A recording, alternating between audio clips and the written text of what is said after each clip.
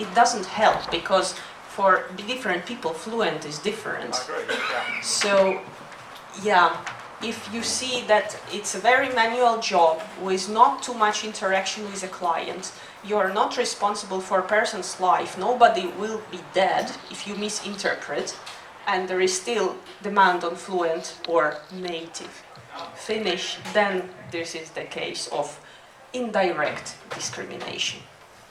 Harassment, basically workplace bullying of different sorts.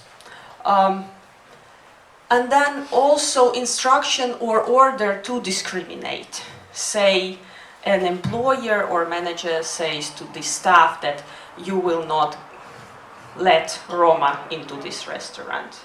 This is already discrimination, even if nobody has yet followed this order. Just the order to discriminate is already in criminal law. And then refusing reasonable accommodation. Basically putting a small step forward in order to let the person, be served or be employed.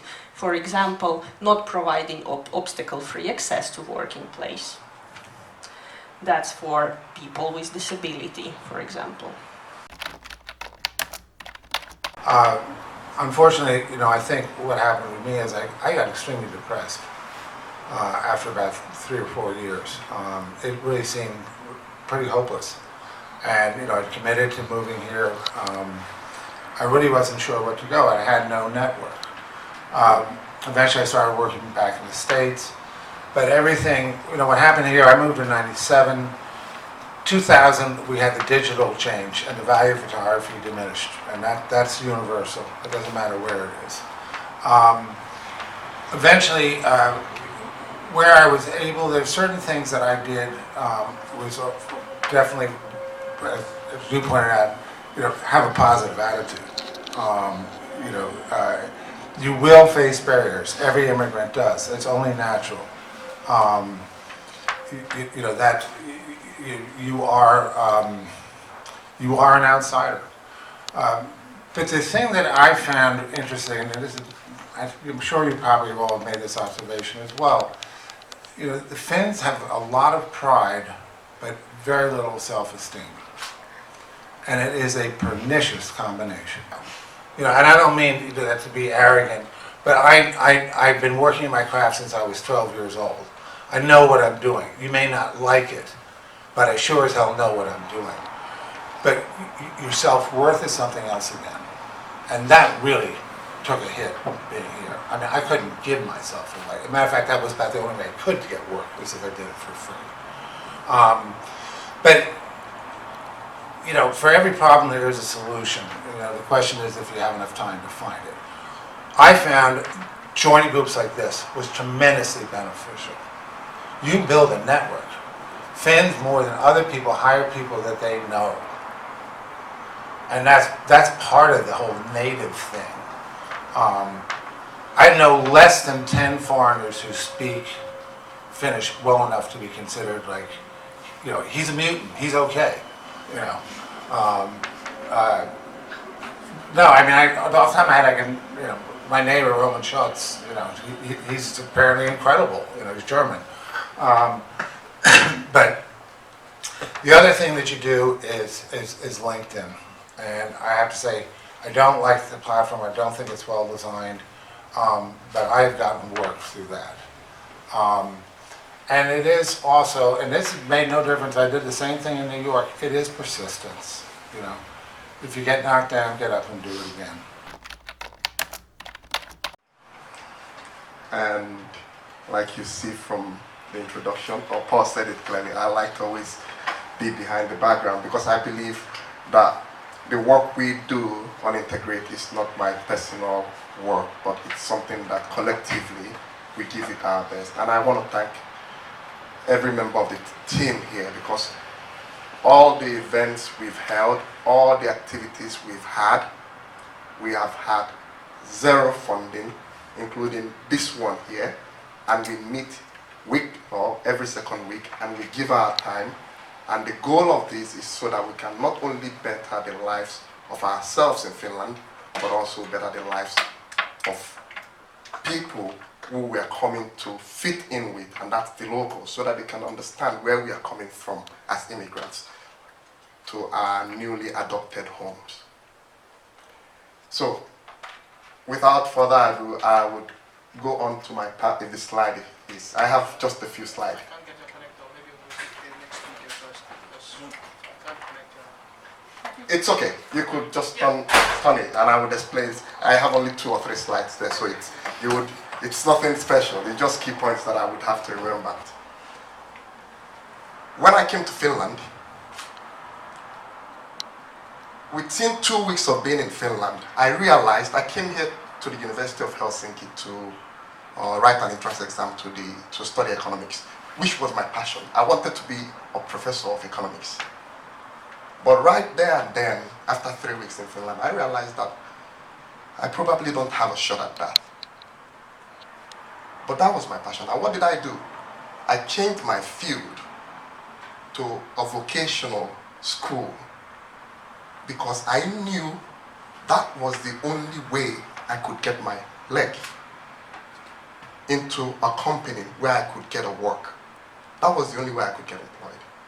Luckily, I was fortunate. It worked out well. 3 years in Omnia, I got a skill as a cornea center. And I applied for a job in Planbecker, the company there, where I stayed for about 8 years. And the key was, how did I get this job? I realized as an immigrant, and back then, which was not as it is now, that easy, that I wouldn't need to apply for a job, sit in my house with a foreign name, and someone comes calling at my door, we want to take you. But I really had to show what I've got, that I'm eager to do something. And that was what landed me my first job in Planbecker. I applied for the job 1 week after I was on the door knocking. And this guy, Arimatila, I remember him, he saw my face, he saw the light in me. He was showing me all the machines that they were operating there. And I was like, I want to do this. He saw it. The next week, they called me up and they gave me a job. And I was doing everything I could. But I knew that was not what I really wanted. I knew I had to do more. That's not where I want to be.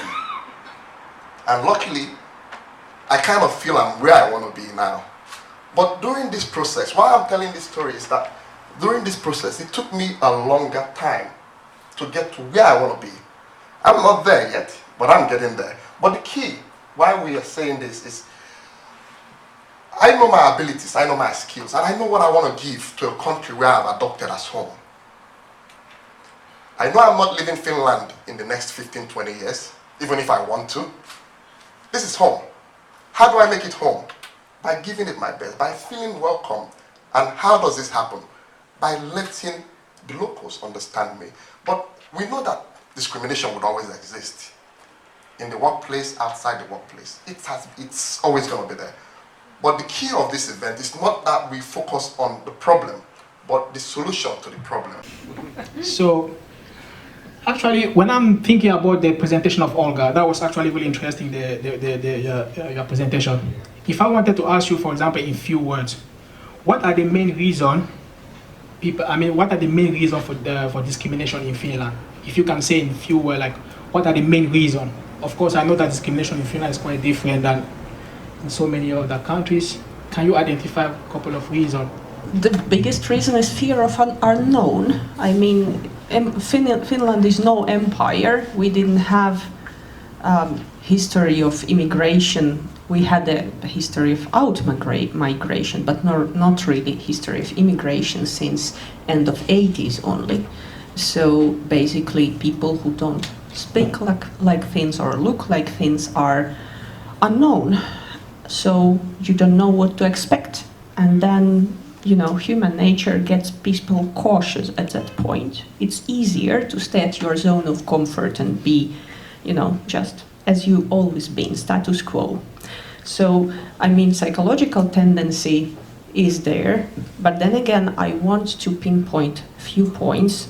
Those of you who are living in Helsinki, by 2030, quarter of all dwellers of Helsinki will speak Finnish or Swedish not as their native tongue.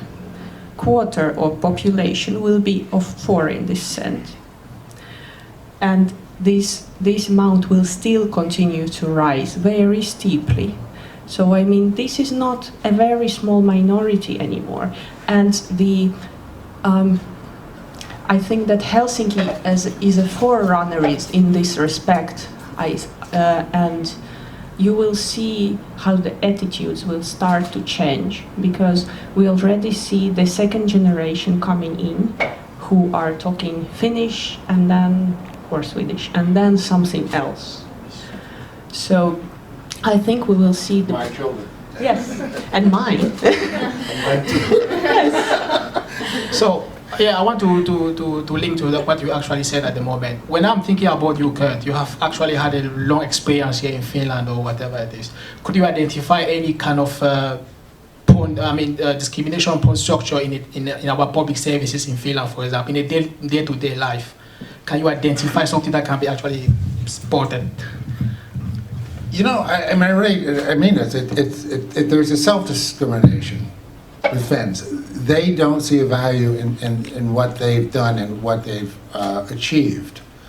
I've never known. I mean, there is this great pride in Finns, and yet I was on the board of directors for the Finnish Fulbright Commission, and I would bring in articles. And for instance, there was a while there with the New Yorker. I don't know if you know, it's a very highbrow, erudite New York magazine, out of New York, but it's really world issues. It's about anything. And it kept on referring to Finland.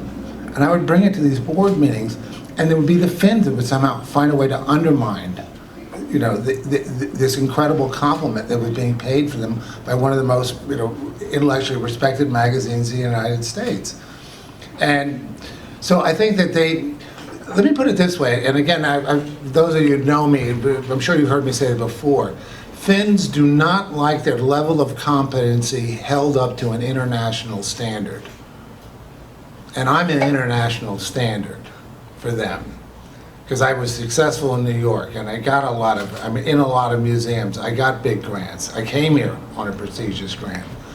And I remember walking through Stockman's with my children, and they were toddlers. And there was a photographer who was also teaching at the university, probably far away from me is a room. And he looks at me and turns around and goes the other direction. I mean, he was that uncomfortable talking to me. What do you think? I was going to ask him to babysit? I don't mean, but yes, that's discrimination. But the point I want to make about discrimination, which I think is important, if you need to get to the point where you have to report your boss or colleague for discrimination, the battle's lost. It's not that you've lost, it's not that it's wrong, but at that point, you're pretty much eliminated a way to move positively forward. Yes. You're bringing it to a court of law. So considering, that was really interesting, your point actually. Considering, for example, you've been in different culture or in New York City, in Helsinki, how will you, for example, rank the level of discrimination? I mean, how will you rank the level of discrimination? I mean, in all these different culture or group in Finland? Well, I mean, I lived in England for 2 years, and I'm still in touch with a lot of my, the photographers and artists I made friends with there. They were curious, and the photographers, I was in many ways, I was competition for them. They were freelancers, I was too. And again, I think the discrimination is, like as I said, they see you as a threat, and they see any foreigner who's coming in who may have achieved more than they have as a threat. The discrimination I faced was people seeing me and turning around and going the other direction. But again, it's like, I knew I was good for jobs, and I applied for them and they wouldn't get them. I want to jump to Osita, because Osita, you had a really great approach on how to recognize discrimination. If I just want to ask you in a couple of words, if someone is moving to Finland, let's say he doesn't know, but how can I know I've been discriminated against? In few words, how can I know I'm being discriminated against? Okay. Take an example. I would say first that discrimination is an international thing. It's everywhere. But the thing is, the level is different. And there's something that has always happened. Everywhere that change has happened, if it's not embraced, it becomes a problem. Finland is changing, Helsinki is changing. And like he said, if an immigrant, an average immigrant, is seen as a threat, what happens is, after some time, it becomes we against them. It has happened everywhere.